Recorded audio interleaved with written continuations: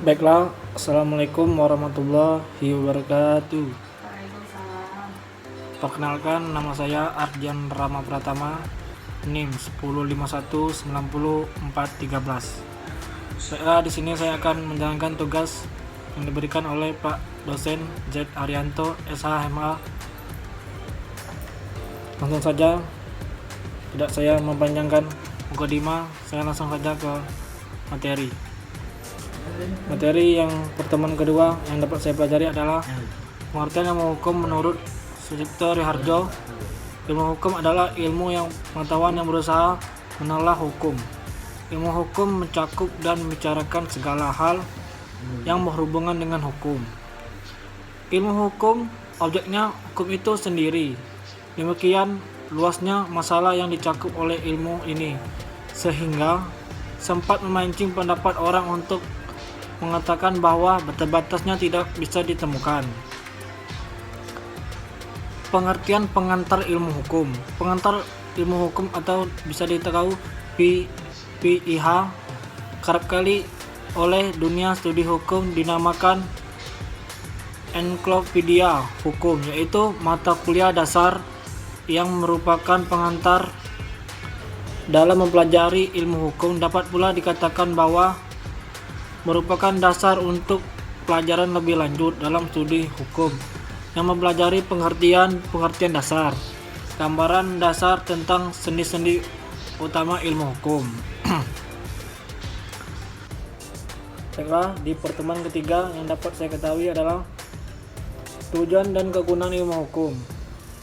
Ilmu hukum adalah menjelaskan tentang keadaan, inti dan maksud tujuan dari bagian-bagian penting dari hukum, serta pertalian antara berbagai bagian tersebut dengan ilmu pengetahuan hukum.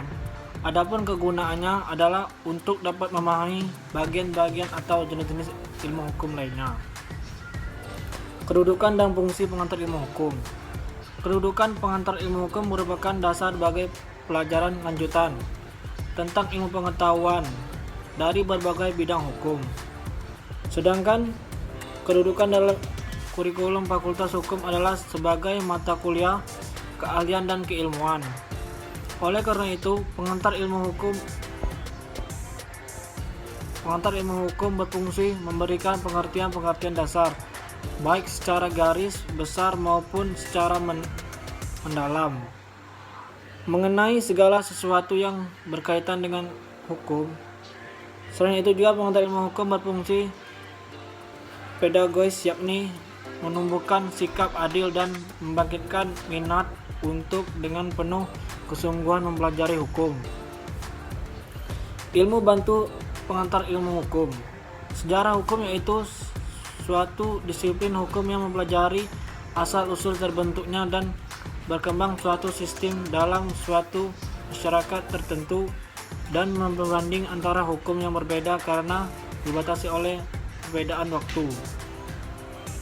Sosiologi hukum yaitu cabang ilmu pengetahuan yang secara empiris dan analitis baik antara hukum sebagai gejala sosial dengan gejala sosial lain. Antropologi hukum yaitu suatu cabang ilmu pengetahuan yang mempelajari pola-pola sengketa dan penyelesaian pada masyarakat sederhana maupun masyarakat yang sedang mengalami proses perkembangan dan pembangunan proses. Di pertemuan keempat, sejarah tata hukum di Indonesia. Lahirnya tata hukum di Indonesia. Pada saat lahirnya negara Indonesia, yaitu saat diproklamasikan kemerdekaan Indonesia 17 Agustus 1945. Proklamasi merupakan detik penjabatan tata hukum kolonial dan pembentukan hukum baru hukum nasional. Permasalahan di bidang hukum pada awal kemerdekaan. Indonesia belum mempunyai cukup produk hukum, peraturan untuk mengatur kehidupan bermasyarakat bernegara. Kemungkinan terjadi kekosongan hukum. Bagaimana masyarakatnya? Terdapat pada pasal 2 Aturan Peralihan UUD 1945. Semua badan, lembaga, dan peraturan yang ada masa dapat berlaku sepanjang belum diganti menurut UUD 1945. Sejarah tata hukum di Indonesia sebelum kemerdekaan RI. Penjelajahan Belanda masa VOC, masa pemerintahan Hindia Belanda, penjajahan Jepang. Masa VOC lebih fokus pada perekonomian sehingga bidang hukum kurang terperhatikan. Pada 1642 keluar Statua dan Batavia dan diperbaharui lagi pada tahun 1766 dengan nama New Batavia Statute atau Statua Batavia Baru. VOC masih membiarkan masyarakat menggunakan hukumnya sendiri, hukum adat atau hukum agama. Belum ada kehendak untuk menciptakan unifikasi hukum. Hukum di Indonesia Hindia Belanda di bawah pemerintahan Belanda 1800 sampai 1811, 1816 dan 1942. Bidang hukum mulai mendapat perhatian politik hukum atau HB mengarah pada kodifikasi. Dipengaruhi paham legisme, ada kehendak mengarahkan pada unifikasi hukum. Sistem hukum Belanda banyak berpijak pada Prancis. Periode 1840 sampai 1860 sudah mulai terrealisir kebijakan politik hukum pemerintahan HB khususnya tentang kodifikasi. Periode 1860 sampai 1900 mulai muncul kontroversi mengenai unifikasi karena permasalahan operasional. Periode 1900 sampai 1942 dipengaruhi politik etis, ada upaya untuk menghormati hak-hak kultural pribumi, upaya unifikasi dan kodifikasi tetap dipertahankan. Sejak tahun 1847 sampai 1942 tercatat 3 peraturan pokok yang pernah berlaku secara bergantian, yaitu Algemene Bepaling van Wetweg Indonesia atau disingkati AB STB 1847 23 sampai 1848 sampai 1854. Regierungsreglement atau RR sampai tahun 1855 sampai 1926. Yang ketiga, Insight-Stadtregelung atau disingkat IS 1925-1415 mulai berlaku 1 Januari 1926 sampai 1942 saat penjajahan Belanda berakhir. Beberapa kodifikasi periode 1840-an. Algemene Bepalingen van Wetweging Burgerlijk Wetboek atau KUH Perdata Wetboek van Koophandel atau KUH Dagang, Reglement of the Burgerlijk Rechtsvordering atau RV Peraturan Bercara Perdata. Kelima, manusia, masyarakat dan kaidah sosial. Hubungan antara manusia, masyarakat dan kaidah sosial. Manusia sebagai makhluk modifikasi artinya adalah manusia selain sebagai makhluk individu atau perorangan mempunyai jiwa yang menyendiri, namun manusia juga sebagai makhluk sosial tidak dapat dipisahkan dari masyarakat. Manusia lahir, hidup dan berkembang dan meninggal dunia dalam masyarakat. Menurut Aristoteles Yunani 384-322 SM bahwa manusia itu adalah zon politikon, artinya bahwa manusia itu sebagai makhluk pada dasarnya selalu ingin bergaul dengan berkumpul dengan sesama manusia lainnya. Jadi makhluk yang suka bermasyarakat dan oleh karena sifatnya suka bergaul satu sama lain, maka manusia disebut makhluk sosial. Terjadilah hubungan suatu sama lain yang didasari adanya kepentingan di mana kepentingan tersebut satu sama lain saling berhadapan atau berlawanan, dan tidak menutup kemungkinan timbul kericuhan. Kepentingan adalah suatu tuntunan perorangan atau kelompok yang diharapkan untuk dipenuhi. Disinilah peran hukum mengatur kepentingan-kepentingan tersebut. agar kepentingan masing-masing terlindungi, sehingga masing-masing mengetahui hak dan kewajiban pada akhirnya. Dengan adanya hukum, masyarakat akan hidup aman, tentram, damai, adil, dan makmur. Kesimpulannya, di mana ada masyarakat, di situ ada hukum. Hukum ada sejak masyarakat ada. Masyarakat dan lembaga kemasyarakatan kaidah sosial. Definisi masyarakat menurut Ralph Linton, masyarakat merupakan setiap kelompok manusia yang hidup dan bekerja sama cukup lama sehingga mereka dapat mengatur diri mereka dan menganggap diri mereka sebagai suatu kesatuan sosial dengan batas-batas yang dirumuskan dengan jelas.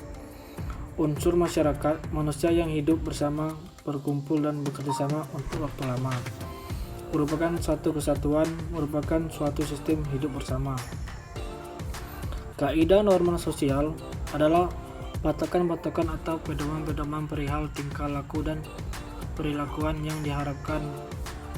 Kaidah berasal dari bahasa Arab atau norma berasal dari bahasa Latin. Kaidah norma berisi perintah yang merupakan keharusan bagi seseorang untuk berbuat sesuatu. Oleh karena akibat-akibatnya dipandang baik, larangan yang merupakan keharusan bagi seorang untuk tidak berbuat sesuatu oleh karena akibat-akibatnya dipandang tidak baik. Guna kaidah norma tersebut adalah untuk memberi petunjuk kepada manusia bagaimana seorang harus bertindak dalam masyarakat, serta perubahan perbuatan mana yang harus dijalankan, dan perbuatan-perbuatan mana pula yang harus dihindari. Kaidah sosial dibedakan menjadi dua. Yang pertama, kaidah yang mengatur kehidupan pribadi manusia atau agama kesusilaan. Yang kedua, kaidah yang mengatur kehidupan antara manusia atau pribadi atau kesopanan dan hukum. Di pertemuan ke-6, pengertian unsur dan sifat-sifat hukum. Hukum dalam arti ketentuan penguasa. Di sini hukum adalah perangkat atau peraturan yang tertulis yang dibuat oleh pemerintah melalui badan-badan yang berwenang. Hukum dalam arti para petugas. Di sini hukum adalah dibayangkan dalam wujud petugas yang berseragam dan bisa bertindak terhadap orang-orang yang melakukan tindakan-tindakan yang membahayakan warga masyarakat, seperti petugas patroli, jaksa, dan hakim dengan toganya. Di sini hukum dilihat dalam arti wujud fisik yang ditampilkan dalam gambaran orang-orang yang bertugas menegakkan hukum. Hukum dalam arti sikap tindak, yaitu hukum sebagai perilaku yang ajak atau sikap tindak yang teratur. Hukum ini tidak nampak seperti dalam arti petugas yang patroli yang memeriksa orang yang mencuri atau hakim yang mengadili.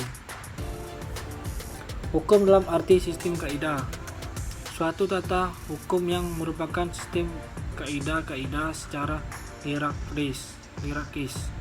Susunan kaidah hukum yang sangat disederhanakan dari tingkat bawah ke atas meliputi kaidah-kaidah individu dari badan pelaksanaan hukum, terutama pengadilan kaidah. Hukum dalam arti jalinan nilai. Hukum dalam artian ini bertujuan mewujudkan keserasian dan kesinambungan antara faktor nilai objektif dan subjektif. Dari hukum demi terwujudnya nilai-nilai keadilan dalam hubungan antara individu di tengah pergaulan hidupnya. Nilai objektif tersebut misalnya tentang baik buruk, patut dan tidak patut. Sedangkan nilai subjektif memberikan keputusan bagi keadilan sesuai keadaan pada suatu tempat, waktu, dan budaya masyarakat khusus. Nilai yang perlu diserasikan antara kepentingan publik dan kepentingan privat dan dengan kepentingan individu. Hukum dalam arti tata hukum. Hukum di sini adalah tata hukum atau kerap kali disebut sebagai hukum positif, yaitu hukum yang berlaku di suatu tempat pada saat tertentu. Sekarang, misalnya di Indonesia, hukum tersebut misalnya hukum publik, HTN, HAN, pidana, internasional publik.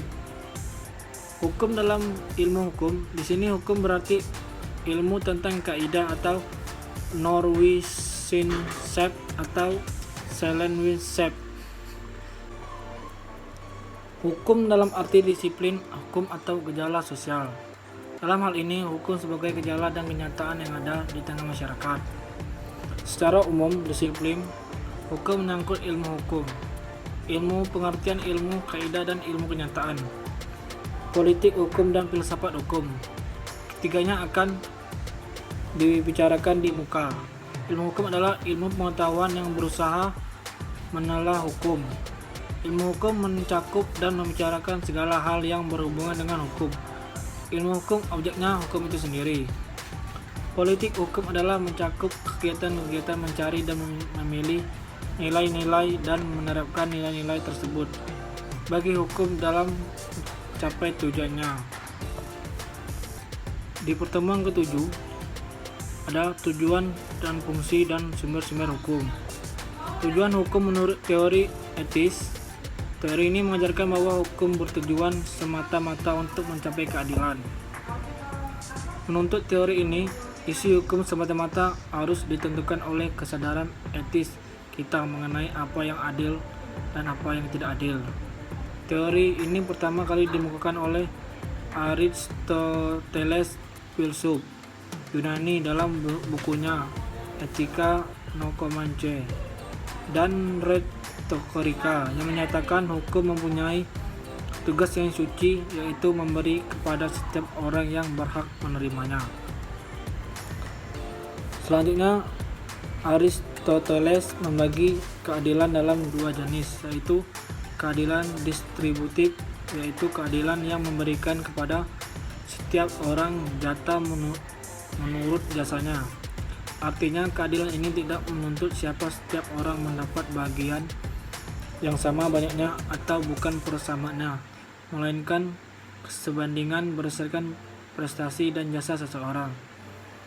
Keadilan komutatif, yaitu keadilan yang memberikan kepada setiap orang jatah yang sama banyaknya tanpa mengingat jasa masing-masing. Artinya, hukum menuntut adanya suatu persamaan dalam memperoleh prestasi atau sesuatu hal yang memperhitungkan jasa masing-masing. Keadilan menurut Aristoteles bukan berarti penyamaran atau tiap-tiap orang memperoleh bagian yang sama. Teori utilitas. Menurut teori ini, tujuan hukum ialah menjamin adanya kemanfaatan atau kebahagiaan sebanyak-banyaknya pada orang sebanyaknya. Pencetus teori ini adalah Jeremy Bentham dalam bukunya yang berjudul Introduction to the Morals and Legislation, berpendapat bahwa hukum bertujuan untuk mewujudkan semata-mata apa yang berfaedah, bermanfaat bagi orang. Apa yang dirumuskan oleh Bentham tersebut di atas hanyalah memperhatikan hal-hal yang berfaedah dan tidak mempertimbangkan tentang hal-hal yang konkret. Sulit bagi kita untuk menerima anggapan Bentham ini, sebagaimana yang telah dikemukakan di atas bahwa apa yang berfaedah lebih ditonjolkan, maka dia akan menggeser nilai keadilan ke samping, dan jika kepastian. Oleh karena itu, hukum merupakan tujuan utama dari hukum itu. Hal ini akan menggeser nilai kegunaan atau faedah dan nilai keadilan. Teori campuran. Teori campuran ini dikemukakan oleh Mukhtar Kusmatmaja, bahwa tujuan pokok dan pertama dari hukum adalah ketertiban di samping, dan tujuan dari lain hukum adalah tercapainya keadilan yang berbeda-beda, isi dan ukurannya menurut masyarakat dan zamannya. Teori dogmatik. Tujuan hukum adalah semata-mata untuk menciptakan kepastian hukum, atau John Augustus dan Van Kant. Artinya kepastian hukum di sini adalah adanya melegalkan kepastian hak dan kewajiban. Van Kant berpendapat tujuan hukum adalah menjaga setiap kepentingan manusia agar tidak diganggu dan terjaminnya kepastiannya. Teori peace, damai sejahtera. Menurut teori ini, Dalam keadaan damai sejahtera, terdapat kelimpahan yang kuat tidak menindas yang lemah, yang berhak benar-benar mendapatkan haknya, dan adanya perlindungan bagi rakyat. Hukum harus dapat menciptakan damai dan sejahtera, bukan sekedar ketertiban.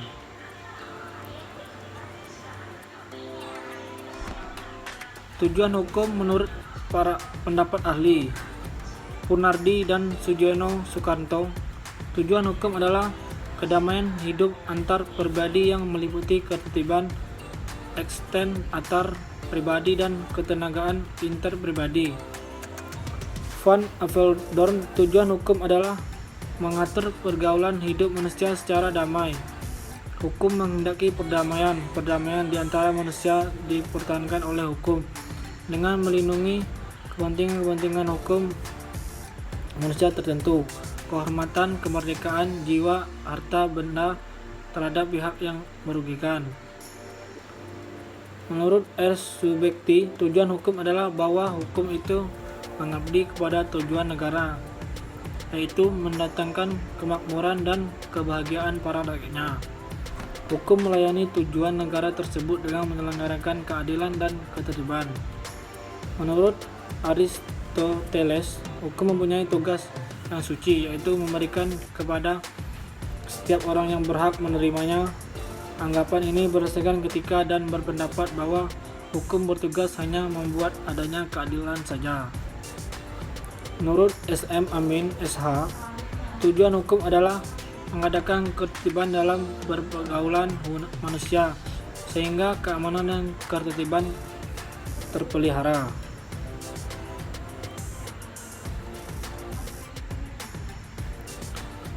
Usaha mewujudkan pengayoman ini termasuk di dalamnya diantaranya mewujudkan ketertiban dan keteraturan, mewujudkan kedamaian sejati, mewujudkan keadilan bagi seluruh masyarakat, mewujudkan kesejahteraan seluruh rakyat.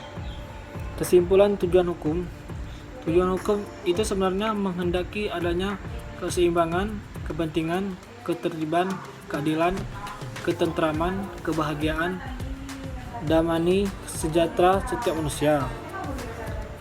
Yang kedua, dengan demikian jelas bahwa yang dikehendaki oleh hukum adalah agar kepentingan setiap orang, baik secara individual maupun kelompok, tidak diganggu oleh orang atau kelompok lain yang melalui menonjolkan kepentingan pribadinya atau kepentingan kelompoknya.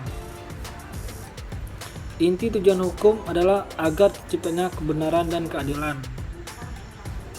Fungsi hukum berfungsi sebagai alat ketertiban dan keteraturan masyarakat. Hukum sebagai petunjuk bertingkah laku. Untuk itu masyarakat harus menyadari adanya perintah dan larangan dalam hukum, sehingga fungsi hukum sebagai alat ketertiban masyarakat dapat direalisasi.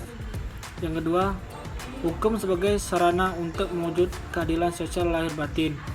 Hukum yang bersifat mengikat, memaksa, dan dipaksakan oleh alat negara berwenang membuat orang takut untuk melakukan pelanggaran karena ada ancaman hukumnya. Baiklah, di pertemuan 9, karena di pertemuan 8 kita UTS, langsung saja ke pertemuan 9.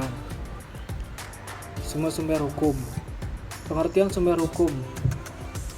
Sumber hukum adalah segala apa saja sesuatu yang menimbulkan aturan-aturan yang mempunyai kekuatan mengingat dan bersifat memaksa, yakni aturan-aturan yang kalau dilanggar mengakibatkan sanksi yang tegas dan nyata bagi pelanggarnya. Yang dimaksud dengan segala apa saja sesuatu yakni faktor-faktor yang berpengaruh terhadap timbulnya hukum, faktor-faktor yang merupakan sumber kekuatan berlakunya hukum secara formal. Dari mana hukum itu dapat ditemukan? Disebut Kancil SH, sumber hukum adalah segala apa saja yang menimbulkan aturan-aturan yang mempunyai kekuatan yang bersifat memaksa, yakni aturan-aturan yang kala dilanggar mengakibatkan sanksi yang tegas dan nyata. Meskipun pengertian sumber hukum dipahami secara beragam sejalan dengan pendekatan yang digunakan dan sesuai Dengan latar belakang dan pendidikannya, secara umum dapat disebutkan bahwa sumber hukum dipakai orang dalam dua arti. Arti yang pertama untuk menjawab pertanyaan mengapa hukum itu meningkat. Pertanyaan ini bisa juga dirumuskan apa sumber kekuatan hukum hingga meningkat atau dipatuhi manusia.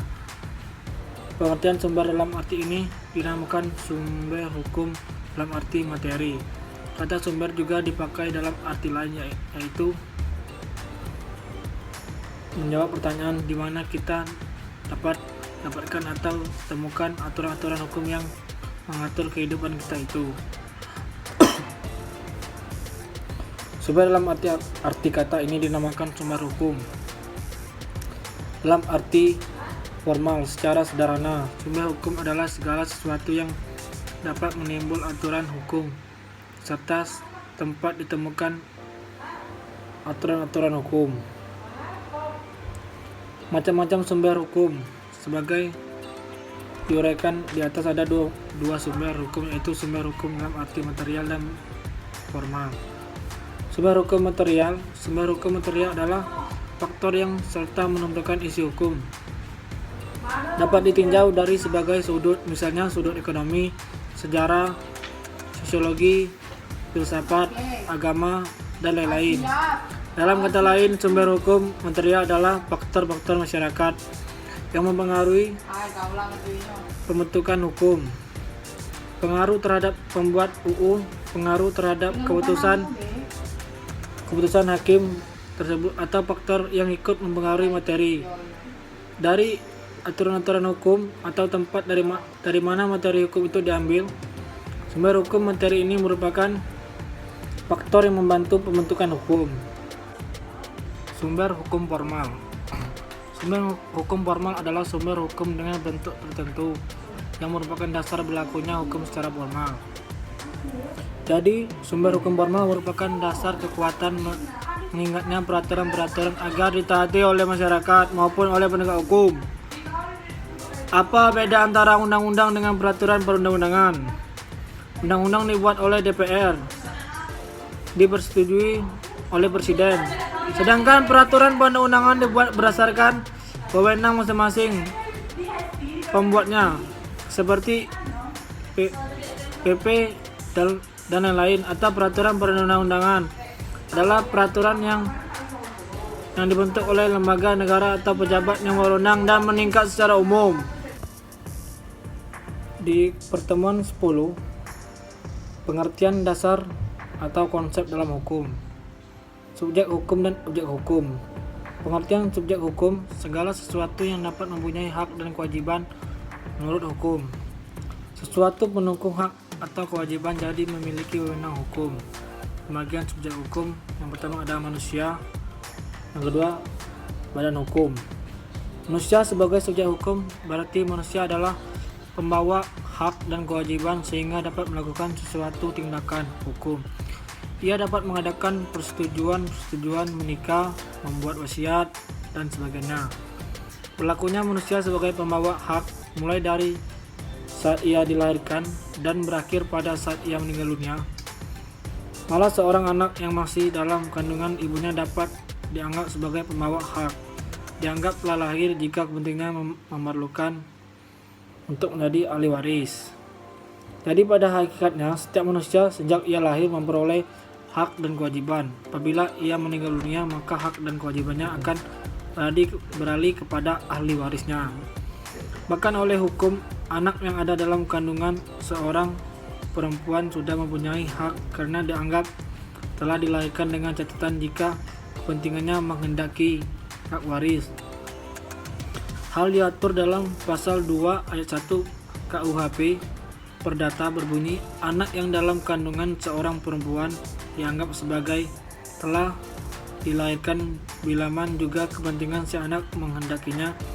Pada ayat 2 berbunyi, mati sewaktu dilahirkan dianggap ia tak pernah ada. Ketentuan ini menegaskan bahwa hak dan kewajiban si anak baru dianggap ada jika dilahirkan hidup. Apabila ia dilahirkan mati, maka haknya dianggap tidak ada. Misalnya kepentingan si anak untuk menjadi ahli waris dari orang tuanya. Walaupun ia masih berada dalam kandungan, ia dianggap telah dilahirkan dan oleh karena itu harus diperhitungkan hak-haknya sebagai ahli waris. Tetapi jika ia dilahirkan mati, maka hak si anak dianggap tidak pernah ada. Di samping itu juga, berdasarkan undang-undang, seorang dianggap telah meninggal dunia jika hilang atau tidak diketahui di mana ia berada dan tidak ada kepastian apakah ia masih hidup dalam tenggang waktu setelah lewat 5 tahun sejak ia meninggalkan tempat kediamannya. Pasal 467, 468, 469 KUHP Perdata. Di pertemuan 11, pengertian objek hukum. Objek hukum adalah segala sesuatu yang berguna bagi subjek hukum, manusia atau badan hukum yang dapat menjadi pokok objek suatu hubungan hukum, karena hal itu dapat dikuasai subjek hukum. Biasanya objek hukum disebut benda. Benda menurut pasal 499 KUHP Perdata ialah semua barang, semua hak yang dapat dimiliki subjek hukum, macam-macam benda. Menurut pasal 503 KUHP Perdata, benda dibedakan antara benda berwujud atau bertubuh, yaitu yang dapat diraba oleh panca indera, buku, rumah, meja, dan lain-lain. Di pertemuan 12 ada kewajiban. Kewajiban adalah suatu beban yang ditanggung oleh seseorang yang bersifat kontraktual. Hak dan kewajiban itu timbul apabila terjadi hubungan antara dua pihak yang berdasarkan pada suatu kontrak atau perjanjian. Jadi selama hubungan hukum yang lahir dari perjanjian itu belum berakhir, maka pada salah satu pihak ada beban kontraktual, ada keharusan atau kewajiban untuk memenuhinya. Kewajiban tidak selalu muncul sebagai akibat adanya kontrak, melainkan dapat pula muncul dari peraturan hukum yang ditentukan oleh lembaga yang berwenang.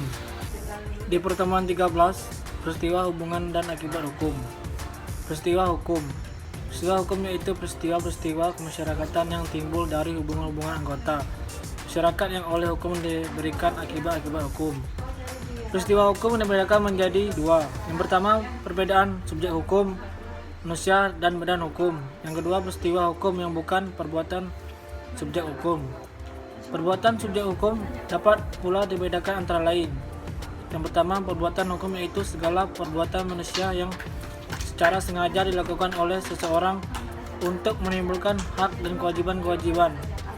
Suatu perbuatan merupakan perbuatan hukum kalau perbuatan itu oleh hukum diberi akibat, dan akibat itu dikehendaki oleh orang yang bertindak. Perbuatan hukum terdiri dari dua.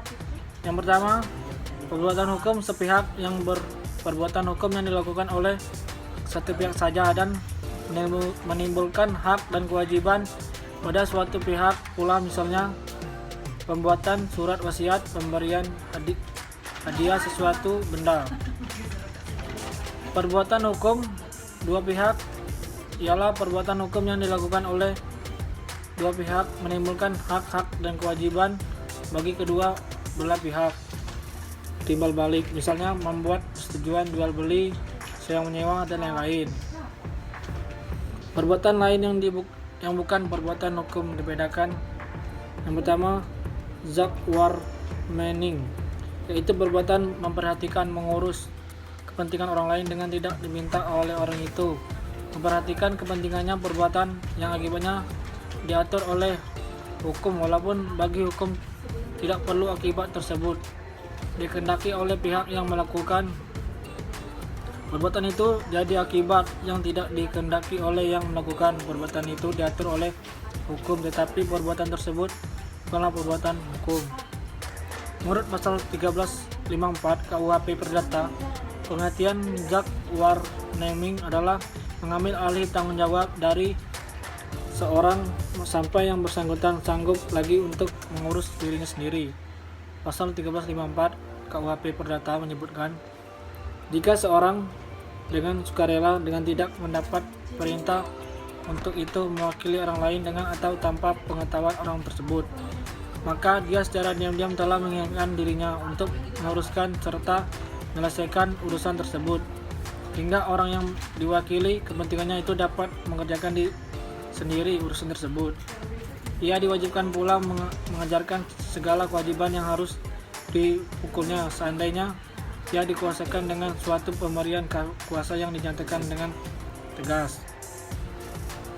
Yang kedua, unrestricted debt, perbuatan yang bertentangan dengan hukum.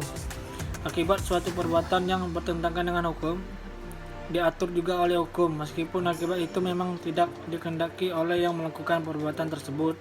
Dalam hal ini, siapa yang melakukan suatu perbuatan yang bertentangan dengan hukum harus mengganti kerugian yang dirugikan karena perbuatan itu terjadi karena suatu perbuatan bertentangan dengan hukum. Tumbuhlah suatu perikatan untuk mengganti kerugian yang dirugikan. Asas ini terdapat dalam pasal 1365 KUHP Perdata.